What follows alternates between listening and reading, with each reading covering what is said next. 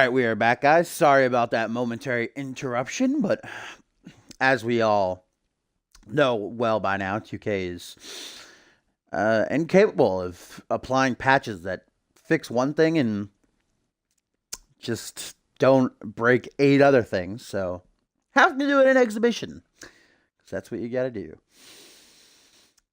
Whew! I'm not even going to get into it because I'm going to get heated. I'm going to go on an anti-2K rant.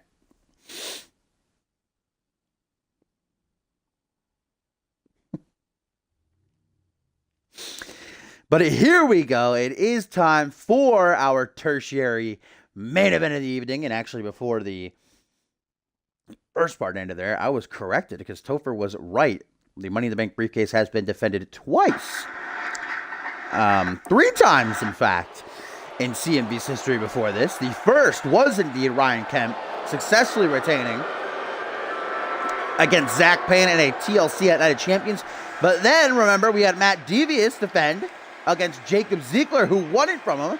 And then Jacob Ziegler himself defended that very same briefcase and lost it in his 6-man ladder match at last year's Regicide pay-per-view.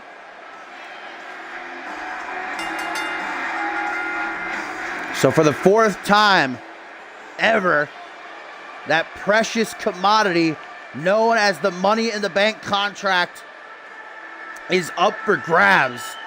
And will it be this massive monstrosity standing at 7 feet tall and over 300 pounds to climb one of those ladders? And, well, I hope the ladders are reinforced, because a normal little puny ladder in there, Mills would probably take a step on one of the rungs and go right through it. Well, like I said, Mills has been on El Jefe's trail since Ascendant 6.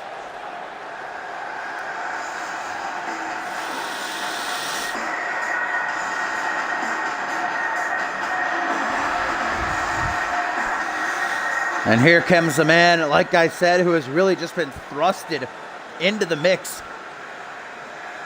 But man, what a golden opportunity that has been dropped into Angelo Babos' lap. He's had a lot of ups and downs this season. Just a couple of nights ago on Genesis, suffering a loss at the hands of the debuting Scott Dallas, a 19-year-old kid. And, well, Babos took to Twitter to say, ever since that loss to Mills, he has not been the same. And he hopes that here tonight, he can become Mr. Money in the Bank and move forward into a bright future.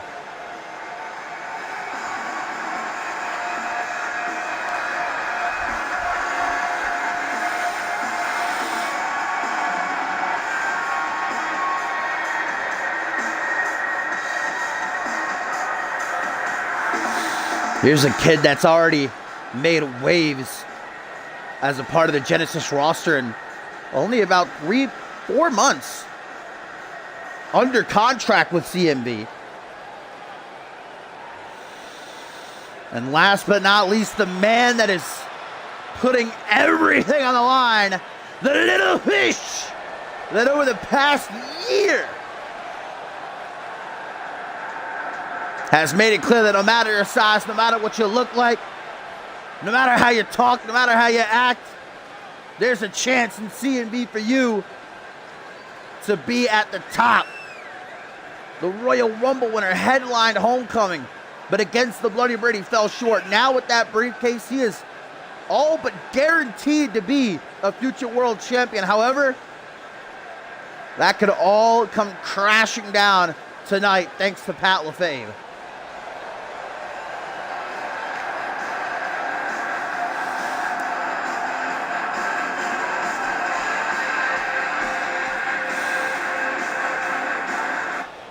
So here we go, the Money in the Bank briefcase hooked up now, 10 plus feet above the ring. The only way to get it down is by climbing a ladder. There are no pinfalls, no submissions, no countouts, no disqualifications, as Mills immediately goes to grab a ladder. Meanwhile, Hefe's like, hey man, thanks for doing the hard work, I'll just chill here. I mean, we know Hefe is an extremely smart competitor. Look at the match he had against Mills a couple weeks ago, realizing that there was no actual way he could pin or submit Mills, he defeated the Judo Giant by countout. That's why Mills and El Jefe are at each other's throats. The animosity between them, distracting them from the fact that Babos has set up the ladder and has his hands on the briefcase. What are you doing, Jefe?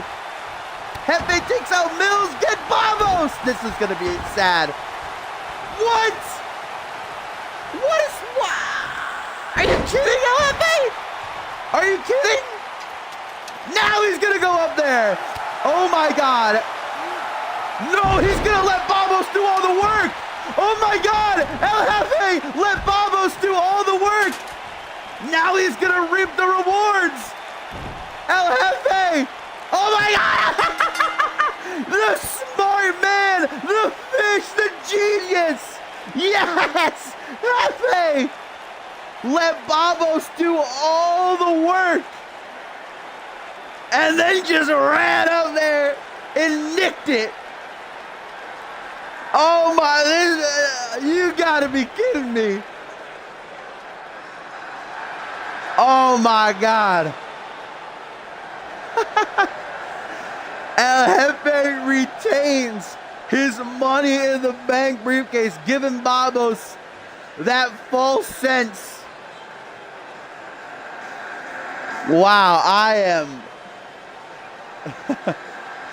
I don't even have the words to truly put into wow. Congratulations, El Jefe. That's what I'll say. That's what I'll say. Wow.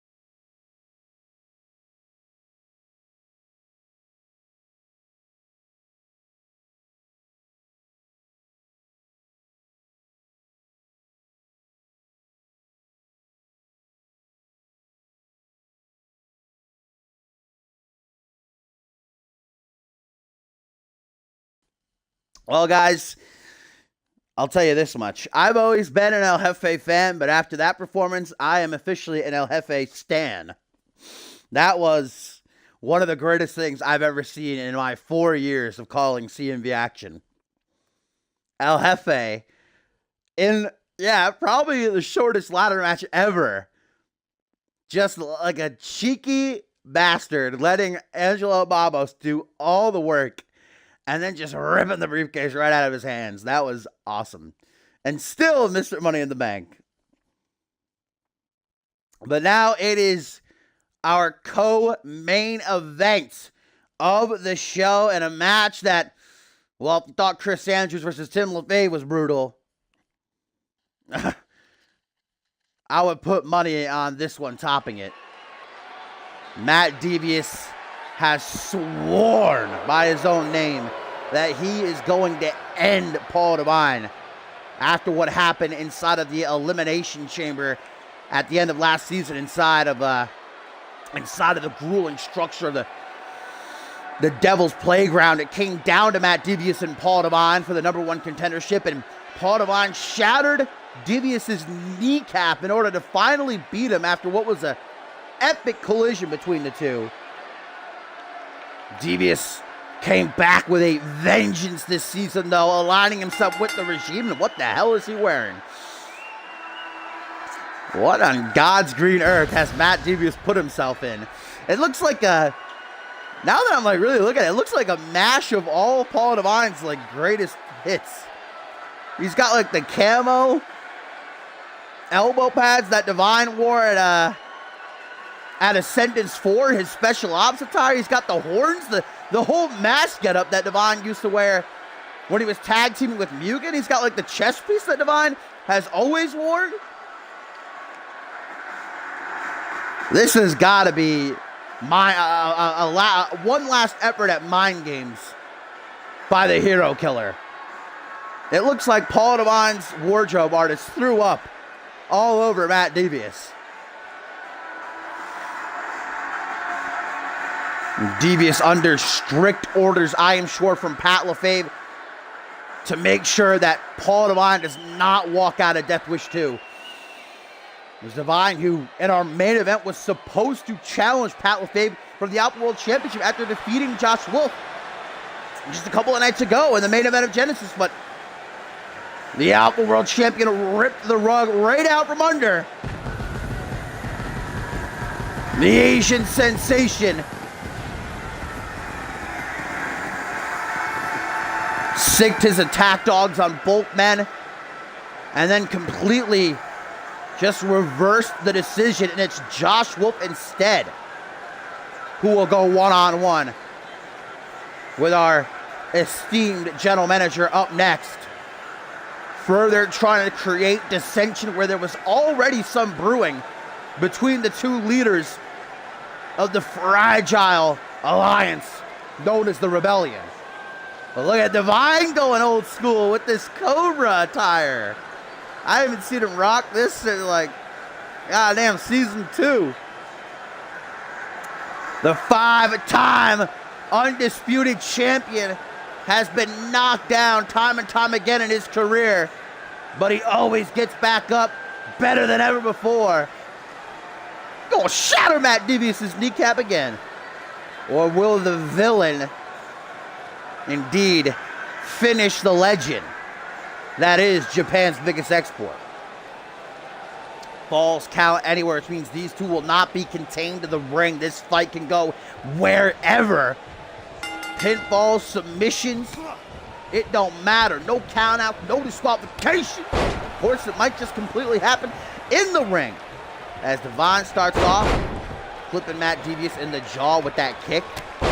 Dragon screw though, and Devious fires back with a kick to the chest. Reels him in though, that short arm clothesline there by the man who puts the rising sun. One of the best back suplexes I have ever seen. Here come those knees early on. You know, it's funny because Paul Divine, of course, hailing from Japan, spending time in Japan, is a lethal striker, but Matt Devious and those knees of his, you don't want any business with them, I'll tell you that. Jawbreaker though. Ooh, throwing it right over the shoulders. Now taking for a walk. Matt Devious though, able to break free. 3 well-placed elbows to the midsection. Sets the two apart. And a complete shot by the dastardly Matt Devious. Former Money in the Bank holder in his own right. We talked about how he lost the briefcase to Jacob Ziegler. Former light heavyweight champion. You want to talk accolades, though. Look at Paul Divine. 5-time tag team champion. Multi-time Anarchy champion.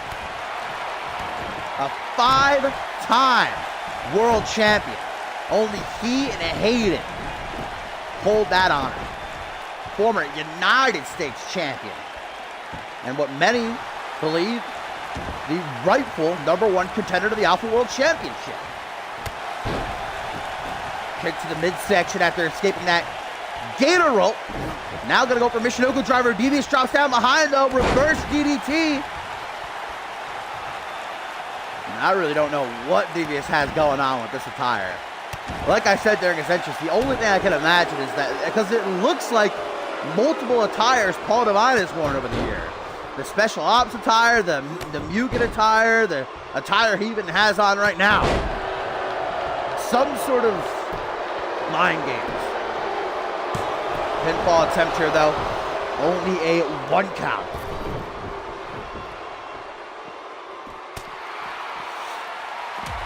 Back and forth now. Ringside, referee Tyson keeping a close eye on these two because a pinfall submission can go down at any time. Clothesline takedown there. What's he gonna look to follow it up with? High kick to the side of the head. Up over the shoulders. Steel steps, hello! Snake eyes at Devious's face. Covered in his hands. Comes back strong. Calf kick. Clipping Divine right on the jaw. Into the ring now. Follows through. Divine picking himself up on the ropes. Devious is right there to help him out. Like the good guy that he is. Top turnbuckles have been used a lot tonight.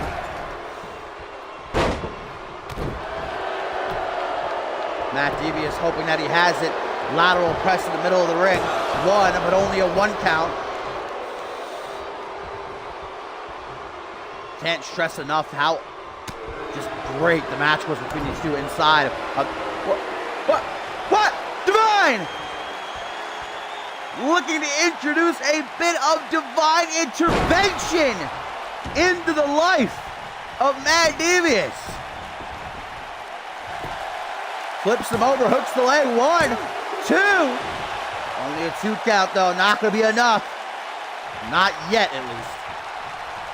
As I was saying though, these two came down to them inside of the Elimination Chamber, a match that Matt Devious wasn't even supposed to be in until an hour earlier. And I think that's the night that a lot of people took notice to Matt Devious. It's the night that he was put on the map. I think he was underrated for a lot of years, but now everybody knows just how dangerous the dastardly villain is. And what he's willing to do, the lengths he's willing to go, and the absolute psychopath he is. Evident by whatever the hell that was. Double forearms, clothesline into a modified facebuster. Picked up to his feet there short after. Going for the arm. Divine drops down to 1 knee, but comes through with a punch to the midsection. Another and a third. Clutching at the ribs. Stunned. Catchphrase by the Asian sensation. Into the pin now. Does he have it? 1, 2. No, he does not. Continuing to try as he may to keep the hero killer down for the uno, the dos, and the trace. Devious has too much pride to fall to Divine again, but he might not have a choice. Walking right into the kick to the midsection, the setup for the Divine intervention. Hooks the leg, uno, dos. Just a topher, no trace. And Divine is not a happy camper about that. Stamps his feet. Devious ain't getting no rest. Forearm smash again. There's the catchphrase rearing its ugly head once more. Devious is rocked. I don't even know how he's still standing.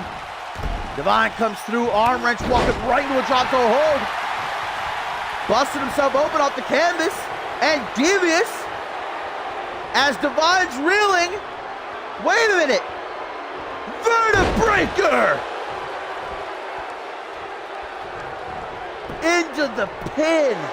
1, 2, 3. Matt Devious has just defeated Paul Divine. Wow. One mistake is all that was needed for the villain. One slip up by Divine. And Matt Devious jumped right on top of him. That is a colossal win for the regime.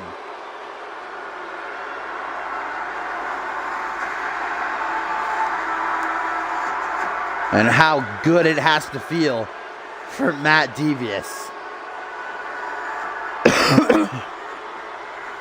Pardon me. Eating two divine interventions. Here was the mistake right here. That was the downfall of Divine. That dropped to a hold and got to his seat only to be planted with that vertebreaker.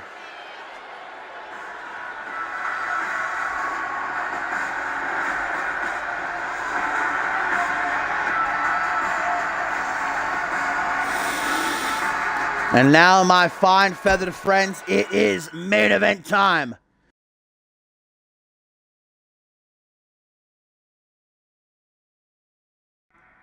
Here at DEATHWISH 2, live from San Diego, California, has been the battlefield, the first major conflict between the regime and the rebellion.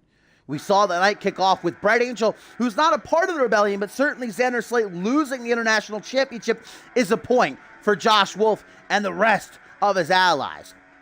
Unfortunately, then Braxton Sutter destroyed Reese Ortiz to get a point for the regime. Third match of the night, Tim LaFave, a beautiful finish. Coney Island Cyclone onto the chair. Got a point back, though. Lead again for the Rebellion.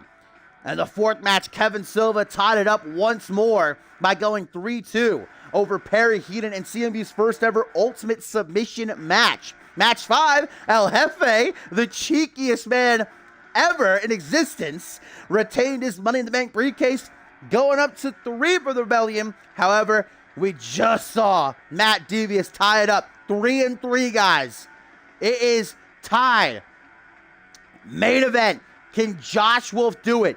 Can he win the night for the Rebellion and reclaim his CMV Alpha World Championship against the odds? He was beaten by Paul Devon. He shouldn't be in this position, but it's Pat LaFave playing those mind games. Josh Wolf is beaten. He's bruised. His ego surely is feeling some type of way. But Josh Wolf, for his allies, for everyone watching in the back, for the CM Universe, for Genesis,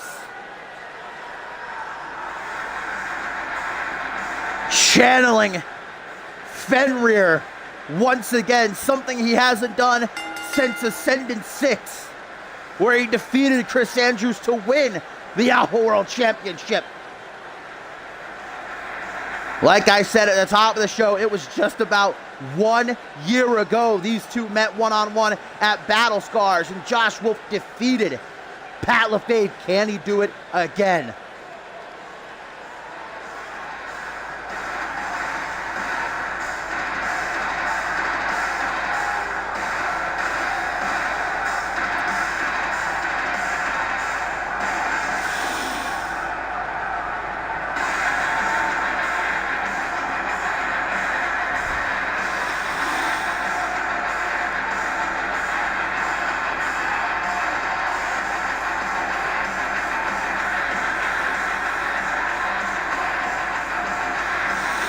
This is a no-holds-barred match. Pat LaFave believes he has Josh Wolf in the palm of his hands. And does he? We are about to find out, as here comes the CMV. No, do not. I'm not even going to try to act surprised. We talked about it during the rundown. There was no way Pat LaFave was going to play fair. We knew he had something up his sleeve, and, well, here comes that something, the cleaner, Braxton Sutter, who earlier tonight dissected Reese Ortiz inside of a steel cage. What the hell is he doing out here?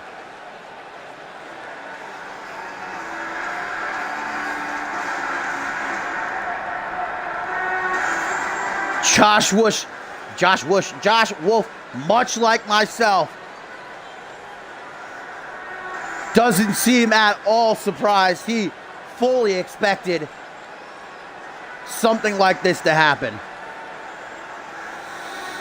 That doesn't mean he's prepared for it, though.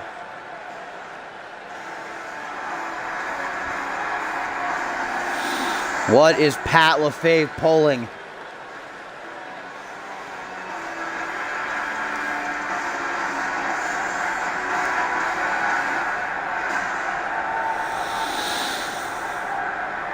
Okay, I don't understand. Josh Wolf's in the ring. Braxton Sutter is out here. Where the hell is Pat LaFave? And there he is. The Elder LaFave, the general manager of Genesis and the CMV Alpha World Champion, who connived his way to that belt and to power.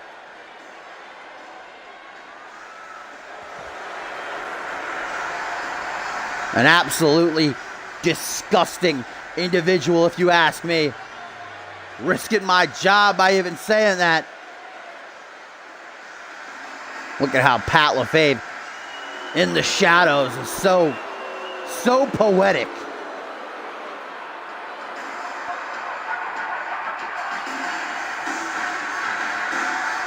Carrying the Alpha World Championship with a swagger like he earned it. Not even the one who pinned Josh Wolf in that 1v3 handicap match. That was Reese Ortiz. That was Braxton Sutter that did all the work.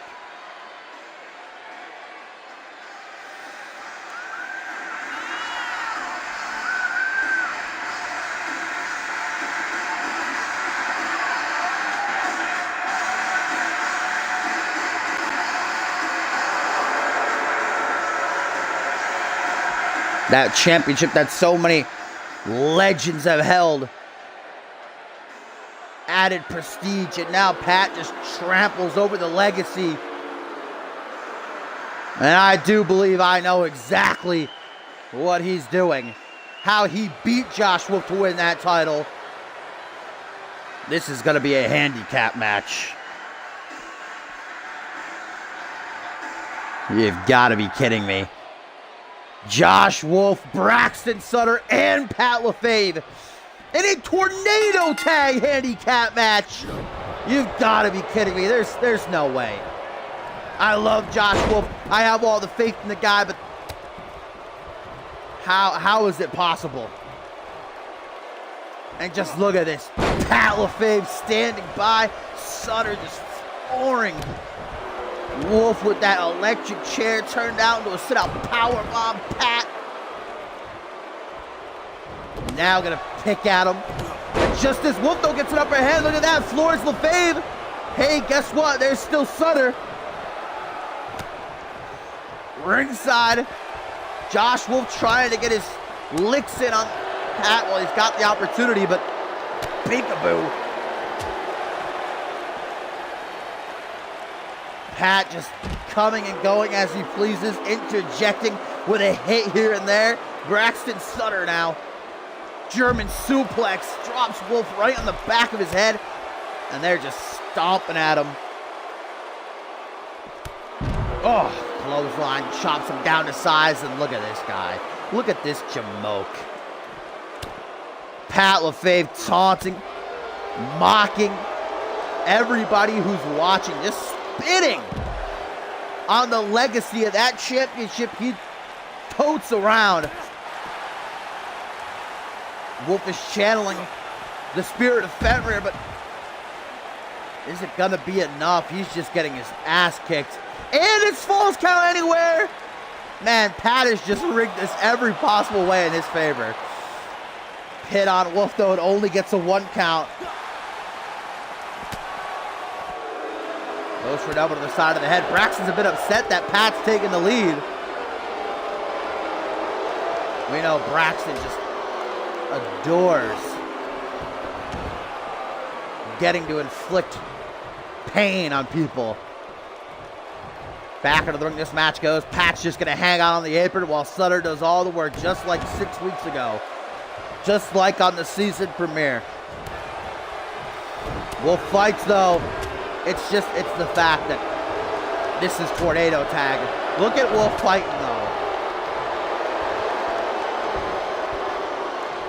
Every time Wolf gets a shot in, he is greeted with 10 more. Back suplex, sit out, powerbomb, and then look at this. Braxton Sutter with an attempted camel clutch, double team, double knee gutbuster. Stomp down on the lower back. Braxton Sutter, what he did to Reese Ortiz earlier tonight inside the steel cage. Now Pat goes to the pin. 1, 2. Wolf kicks out though.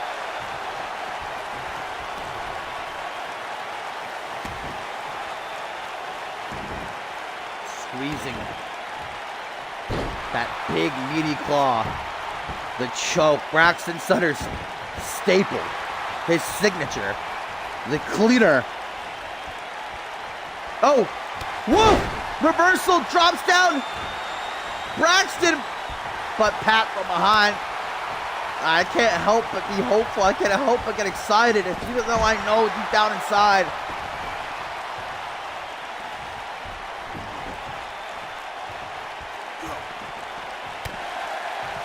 Wolf throwing some kicks at the leg of the big man.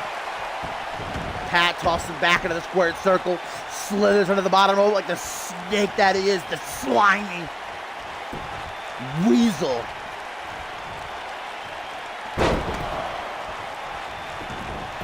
Don't get it twisted though, even though Pat is doing anything within his power, and that's a lot of power, by the way, to keep the championship. He is a former wrestler himself, and a phenomenal one at that, as he just throws around Wolf. Now a knee to the chest. Sutter wants to get his in. Another knee to the face. That brace, that's exactly what he did to Reese earlier.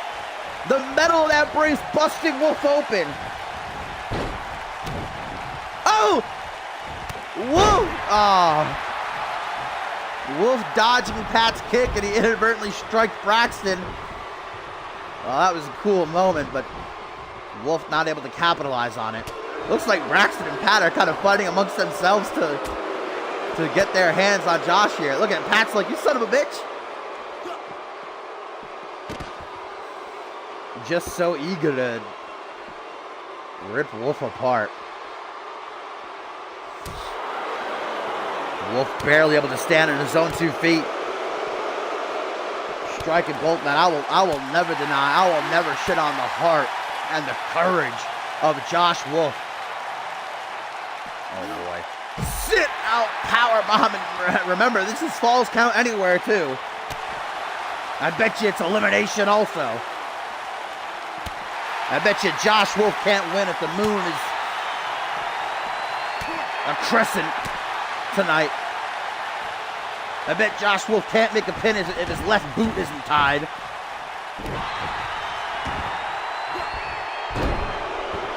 Josh Wolf just continuing to gush blood from that open wound across his forehead.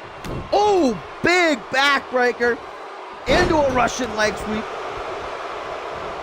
3-3 tonight, and the first major battle between the Regime and the Bellion, but I think it's pretty obvious how tonight is going to end. Braxton Sutter, Dragon Sleeper, Wolf, couple of knees to the face, breaks free. Cut off though by Pat. Into a front headlock, trips him up, going after the knee now. And there's the choke. Wrapping his mitts around the throat of Josh and squeezing until he feels the bones crack in the last air. Gasp, look at Pat! What? Pat with a military prep. Wait, what? Pat! This motherfucker like 60 years old and did a moonsault. 1, 2. All right. I don't like Pat, but credit where it's due. That was awesome.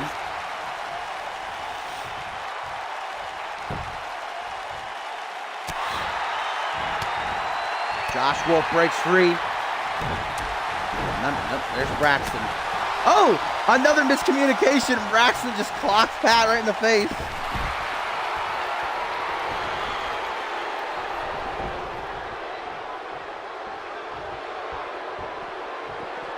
Counter though. Pop up spine buster.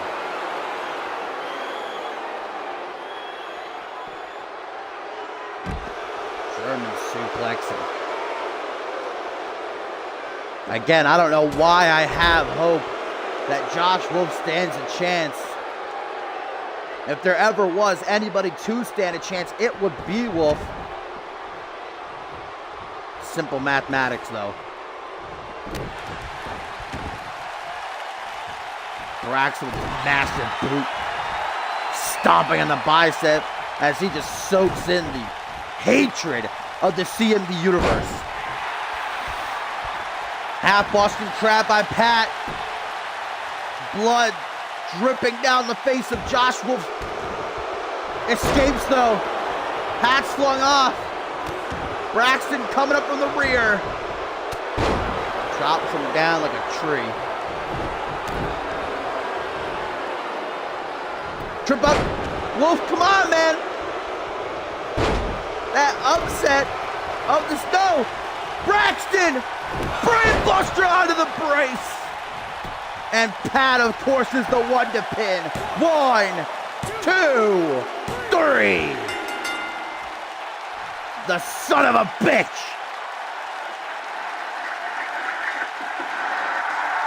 Hardly did any of the work. And is still the Alpha World Champion.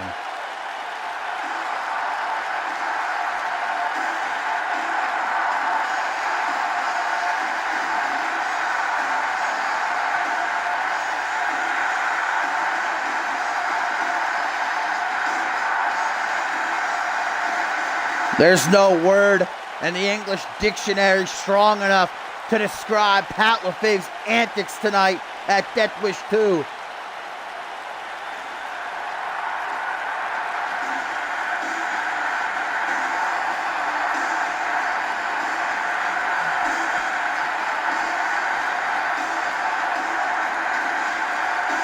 If Wolf wakes up from this, I'm going to shake his hand.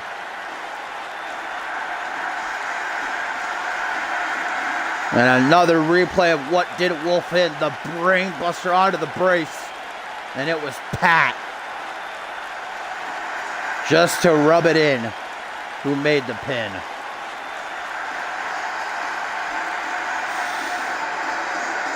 And DEATHWISH 2 ends on a high note for the regime.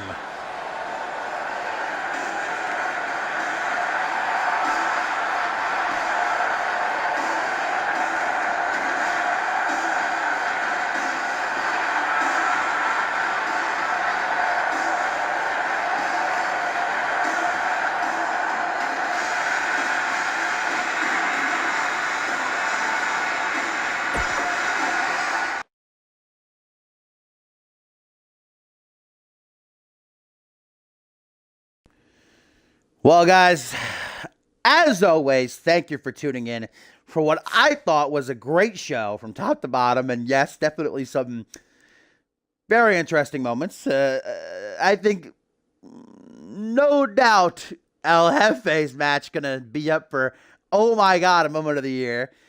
But end of the day, the regime stands tall yet again.